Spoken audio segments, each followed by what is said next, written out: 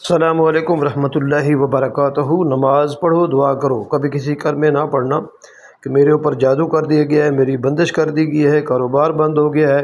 تو آج ہم یہ سنتے ہیں مولانا طارق جمیل کا اہم بیان، جادو ٹونے کا حل۔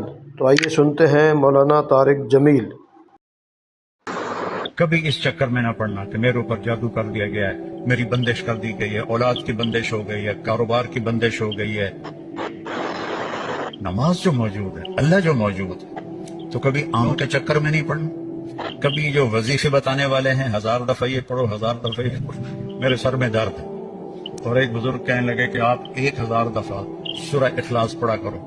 میں کہا جی پھر تو پہلے انہوں ہور درد ہوا جاوے گا جو میں سر درد نال میں 1000 واری سورۃ اخلاص پڑھا کے میرے کو تو نماز دی رکعت وچ کولو اللہ مشکل پڑی جاندی ہے۔ میں کہا جی یہ وظیفہ تسی اپنے کول ہی رکھو، یہ میرے واسطے کوئی نہیں ہے۔ میرے نبی نے وظیفہ بتایا، نماز پڑھو، دعا مانگو، نماز پڑھو، دعا مانگو، صدقہ کرو، سخی بنو، بخیل نہ بنو۔ بخیل سے اللہ دوستی لگاتا نہیں، اور سخی سے اللہ دوستی توڑتا نہیں، چاہے فاسق ہو۔ اور سخاوت کا مطلب کوئی بہت زیادہ خرچ کرنا نہیں ہے، وہ دل کی کیفیت کا نام ہے، وہ دل کی کیفیت کا نام ہے۔ تو غریب بھی سخی ہو سکتا ہے، مالدار بھی ہو سکتا ہے، غریب بھی بخیل ہو سکتا ہے، مالدار بھی ہو سکتا ہے۔ بخل خود پیدا ہوتا ہے، سخاوت کو پیدا کرنا پڑتا ہے۔